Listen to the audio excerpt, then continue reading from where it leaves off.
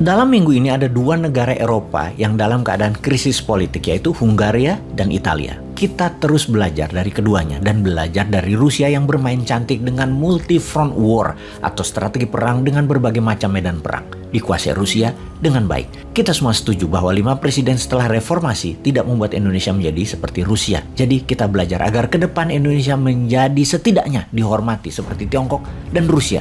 Oh iya, sekedar info selewatan. Xi Jinping itu sudah 20 hari tidak kelihatan di muka publik dan bicara terbuka. Dan ini adalah 20 hari terlama dia tidak berbicara di depan publik. Terakhir penampakannya itu di Hong Kong, 1 Juli 2022. Diduga dia terpapar virus Wuhan. Semoga cepat sembuh ya Xi Jinping. Jangan mati dulu. New Mind perlu lawan tanding yang sebanding.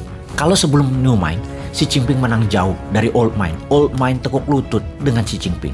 Lihat nanti New Mind, sejajar bahkan bisa lebih. Hehehe. Halah, ngimpi lo bosman. Oke, kita lanjut. Kita ke Hungaria dulu. Budapest, ibu kota Hungaria, merupakan kota tua, merupakan hub darat sentral dari berbagai wilayah jalur ekonomi Eropa Timur. Negara tetangganya seperti Serbia, Bosnia, Slovakia, Rumania, semua hub cross bordernya ke arah Budapest. Hungaria itu seperti Swiss, negaranya landlocked, tidak punya laut. Jadi pastinya tidak punya angkatan laut, juga tidak punya pelabuhan. Lautan terdekat adalah Laut Adriatik, tetapi harus melewati negara Slovenia atau Kroasia. Posisi penting Hungaria itu ditarget oleh Rusia untuk diserang dengan strategi pelumpuhan ekonomi. Hungaria negara lemah yang kalau kolaps Eropa Timur ambruk dan juga Eropa Barat bisa ambruk. Oke, begini.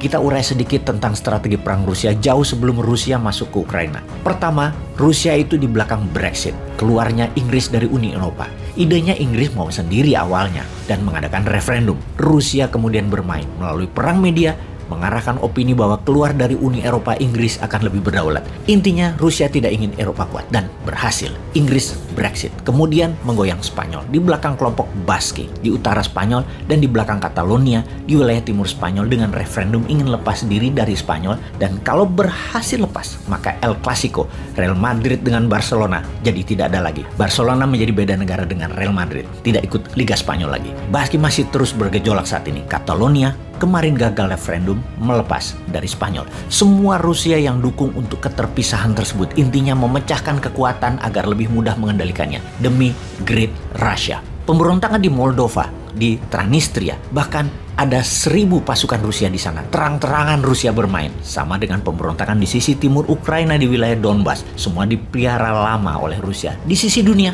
Iran, Suriah, Libya, Korea Utara adalah peliharaannya Rusia dan juga sekarang melebar ke mitra sejajarnya, Tiongkok dan Turki. Semua ini adalah strategi Rusia melakukan balance of power oposisi Amerika dan Sekutu Barat. Jadi, di dalam perang di Ukraina, Rusia menggunakan dua negara lemah untuk digoyang, dibangkrutkan. Dibuat masyarakatnya turun ke jalan protes. Mereka tidak makan. Dari krisis ekonomi ke krisis politik, dijatuhkannya pemerintahan yang berkuasa agar negara menjadi tidak stabil. Seperti Boris Johnson terguling. Inggris belum punya pejabat Perdana Menteri saat ini. Inggris gaduh di dalam. Sekarang Italia dan Hungaria dibuat Rusia. Ini yang dinamakan multi-front war yang dimainkan Rusia. Sangat pintar sekali. Di Hungaria, minyak Rusia sudah kering dan gas sedang ditahan oleh Rusia. Saat ini 65% minyak Hungaria dari Rusia, 85% gas Hungaria dari Rusia. Dikeringkan oilnya, ditahan gasnya. Hungaria tidak sempat punya cadangan energi, dan ketika musim dingin panjang yang sebentar lagi akan terjadi di Eropa, Hungaria sudah pasti menjadi negara gagal. Hungaria sudah menyatakan dirinya energy emergency, sudah darurat energi negaranya. Ini efek Hungaria mengikuti sanksi ekonomi Barat kepada Rusia, lalu malah dibalik, dikeringkan dan ditahan sekalian sama Rusia. Hungarianya kolaps dan teriak ke Barat, "Elusi!" Saat ini, satu-satunya energi yang dijalankan untuk daya listrik di Hungaria adalah dari listrik tenaga nuklir. Untuk mengantisipasi musim dingin panjang, tanpa gas dan minyak Rusia, Hungaria akan mengaktifkan listrik tenaga batu bara. Power plant lama yang harus dijalankan lagi yang sudah berhenti sejak 15 tahun yang lalu. Pengiriman batu bara baru akan masuk awal tahun depan. Itu pun belum bisa mencukupi energi yang Hungaria butuhkan. Eropa saat ini kebingungan dan membuat peraturan baru lagi. Minyak yang dilarang, yang diembargo, hanyalah yang lewat laut, yang lewat darat boleh dijalankan. Lah, Hungaria sudah dikeringkan dan tinggal disiapin rubel untuk bayar ke Rusia. Ternyata Rusia menolak. Yang bakal kena serangan kemudian adalah Jerman. Walaupun turbin Kanada sudah datang, pemeliharaan pipa gas Nord Stream dilakukan.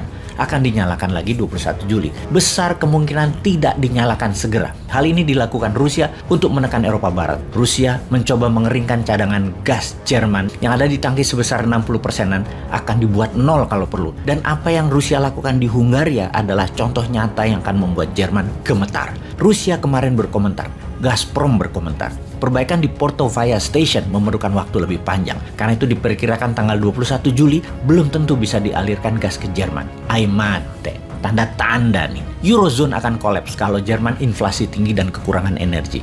Ada pertanyaan dari kita, kenapa Putin baru nunggu lebih dari 100 hari baru mencekik Eropa? Kenapa nggak dari awal-awal perang Putin cekik Eropa dengan mematikan pipa dan gasnya ke Eropa?